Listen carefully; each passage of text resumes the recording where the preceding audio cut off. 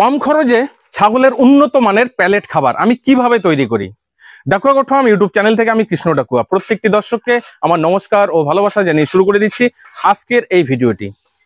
সম্পূর্ণ ভিডিওটি দেখার পর ভিডিওতে দেওয়া তথ্য যদি আপনাদের ভালো লাগে ভিডিওতে একটা লাইক করতে ভুলবেন না, সঙ্গে ভিডিওটিকে বেশি বেশি করে শেয়ার করে দিয়ে সমস্ত নতুন নতুন ছাগল খামারি উদ্যোক্তা বন্ধুদের দেখার সুযোগ করে দেবেন। আর যে সকল দর্শক আমার চ্যানেলে নতুন, যদি ছাগল পালন এছাড়াও ছাগল পালন সম্বন্ধিত এই ধরনের গুরুত্বপূর্ণ ভিডিওগুলি দেখতে চান, চ্যানেলটিকে সাবস্ক্রাইব করে বেল আইকনটিকে দাবিয়ে রাখবেন। চলুন তাহলে বন্ধুরা এবারে দেরি না করে শুরু করে দেওয়া যাক ভিডিওটি।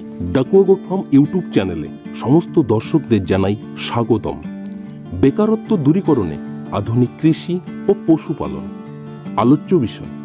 পশুদের বিভিন্ন রকম রোগ, চিকিৎসা ও মেডিসিন, হোমিওপ্যাথিক, আয়ুর্বেদিক এবং অ্যালোপ্যাথিক। প্রিয় দর্শক বন্ধুরা, আপনারা যারা দীর্ঘদিন ধরে আমার চ্যানেলটিকে ফলো করে আসছেন অবশ্যই জানেন দীর্ঘদিন ধরেই ছাগল পালনের সঙ্গে যুক্ত আছি, কিন্তু প্রত্যেকবারই আমাদের নতুন নতুন কিছু আপডেট আপনারা দেখতে পান। নতুন আপডেট কথার অর্থ ছাগলের খাবারের পরিবর্তন। আমি বিভিন্ন সময়ে বিভিন্নভাবে বিভিন্ন খাবারের এক্সপেরিমেন্ট করি এবং এইভাবেই ছাগলের ফার্মকে পরিচালনা করি। কারণ যুগের সাথে তাল মিলিয়ে যদি চলতে পারা না যায় সেক্ষেত্রে কিন্তু চলাটা খুব মুশকিল হয়ে দাঁড়াবে।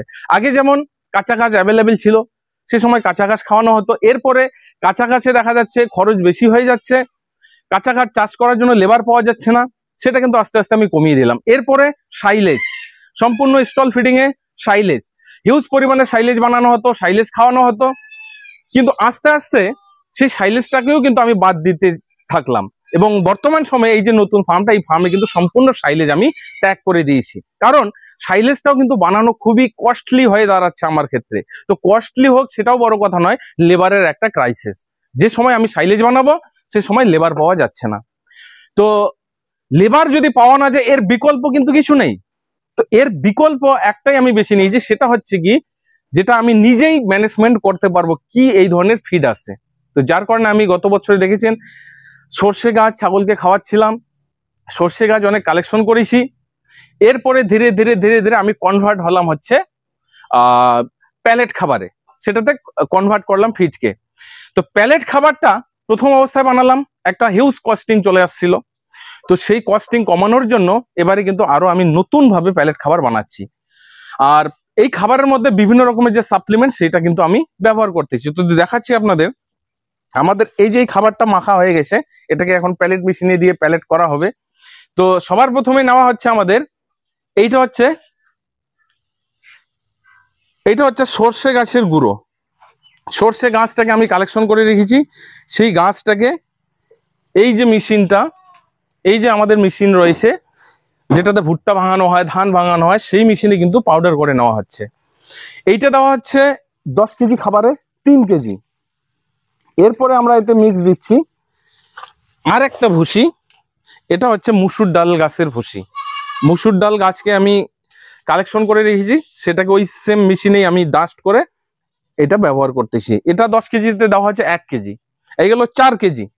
এরপরে আমরা এখানে মিক্স দিচ্ছি ভুট্টা ডাস্ট। ভুট্টা ডাস্ট দেওয়া হচ্ছে 4 কেজি, এই হলো 8 কেজি। আর 2 কেজি দেওয়া হচ্ছে ধানটাকে, আমরা গোটা ধানটাকে ভাঙিয়ে নিচ্ছি, এই হলো মোট 10 কেজি। আর সর্ষের খোলটাকে এখন কিন্তু আমি এক ধরনের বাদ দিয়েছি। সর্ষের খোল শুধু জলের মধ্যে একটু গুলে খাবারের মধ্যে মিক্স করেই সেটাকে ব্যবহার করা হয়। আর এর মধ্যে আমরা যেটা দিচ্ছি সেটা হচ্ছে, যে আমি মেডিসিনের কথা বলি, সাপ্লিমেন্টের কথা বলি, এই যে সাপ্লিমেন্ট, এই সাপ্লিমেন্টের মধ্যে প্রায়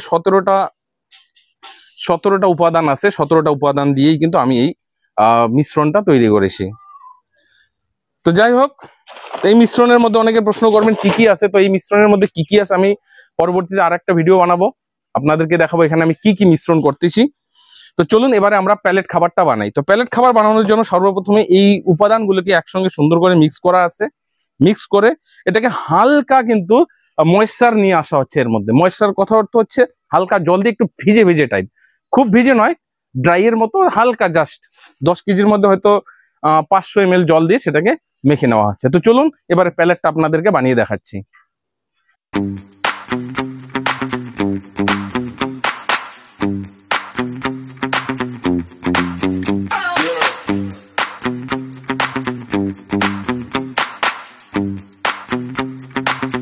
Stop!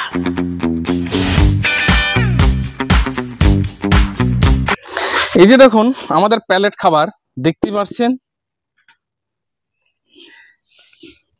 তো প্যালেট খাবার আশা করি এর আগে অনেকে দেখেছেন দোকানে বিক্রি হয়, গরুর খাবার, মাছের খাবার, ব্রয়লারের খাবারও কিন্তু এইভাবেই তৈরি করা হয়। তো এই খাবারটা এই মেশিন থেকেই তৈরি হচ্ছে, এই মেশিনটা বাইরের থেকে আনা হয়েছে। তো মেশিনটার এর যে মোটর রয়েছে এটা কিন্তু 4 SP সিঙ্গেল ফেজ। সাধারণত আমাদের ভারতবর্ষে 4 SPর মোটর হয় না, যেহেতু এটা ইম্পোর্টেড মেশিন, যার কারণে কিন্তু এর 4 SP মোটর সিঙ্গেল ফেজ রয়েছে।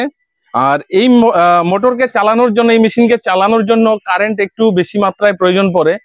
যেখানে 230-এর উপরে ভোল্টেজ থাকবে সেখানে কিন্তু এই মেশিন চালাতে পারবেন। যদি 200 বা 200-র নিচে যদি ভোল্টেজ হয় সেক্ষেত্রে কিন্তু এই মেশিন চলবে না। তো আমাদের এখানটায় গরমকালে ভোল্টেজটা কম থাকার কারণে এর জন্য আলাদা করে আমরা স্টেবিলাইজার ব্যবহার করতেছি। সেই স্টেবিলাইজারের মাধ্যমে কিন্তু মেশিনটা চালানো হচ্ছে। শীতকালে নিশ্চিন্তে চলে যাবে, কোনো অসুবিধা নেই। তো এই প্যালেট খাবার, এই প্যালেট খাবারটা আমরা বানাচ্ছি, একবার যদি আমরা ঠিক মতো বানাই, 2 দিন ধরে বানাই, তো প্রায় 15-20 দিনের খাবার আমরা রেডি করতে পারি। তো 15-20 দিন অবধি বা 1 মাস অবধি এই খাবার কিন্তু নষ্ট হবে না। তো চলুন এই খাবারটা এবার ছাগলকে দিয়ে টেস্ট করাবো কিভাবে খাচ্ছে। দেখুন বন্ধুরা, খাবার নিয়ে এসেছি, ছাগলগুলো একদম সবাই সারিবদ্ধভাবে এসে দাঁড়িয়ে গেল কখন খাবার দেবে। তো খাবারটা আমি দিয়ে দিচ্ছি।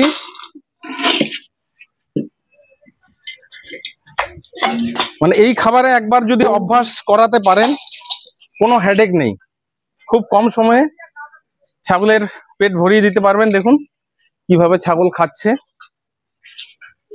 তো ছোট থেকে বড় সমস্ত বয়সের ছাগল এই খাবারটা কিন্তু খেতে পারে, যার কারণে এর যে মেশিনের যে ডাইয়ের যে সাইজ, সেটা আমরা ছোট সাইজ নিয়ে এসেছি।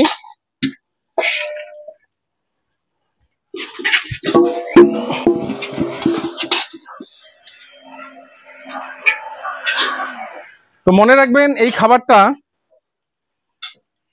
খাবারটা 1 মাসের বেশি আবার বানিয়ে রাখবেন না। 1 মাসের বেশি বানিয়ে রাখলে কি হচ্ছে, খাবারটা একটু দলা দলা হয়ে যাচ্ছে, এর মধ্যে আলাদা একটা গন্ধ চলে আসছে। যেহেতু এখানে আমরা খাবারের কস্টিং কমানোর জন্য এই জিনিসটা বেশি ব্যবহার করেছি, আর এখনো যে সম্পূর্ণ খাবারটাকে আমরা কমপ্লিট এইটাই ফাইনাল করে রেখেছি সেটাও না, এতে এখনো আমাদের এক্সপেরিমেন্ট চলছে আরো কি করে খাবারের খরচা কমানো যায় এবং ছাগলের গ্রোথও যেন ঠিক থাকে। এবার দেখা যাচ্ছে ছাগলের গ্রোথ হচ্ছে না, অথচ আমরা খাবারের কস্টিং কমিয়ে দিচ্ছি, কোনো লাভ নেই। আমাদের কথার উদ্দেশ্য সেটা হচ্ছে ছাগলের গ্রোথ ঠিক থাকবে, ছাগল যেন খায়। তো বন্ধুরা, ভিডিওটিকে আর বেশি বাড়াচ্ছি না, এখানে শেষ করে দিচ্ছি।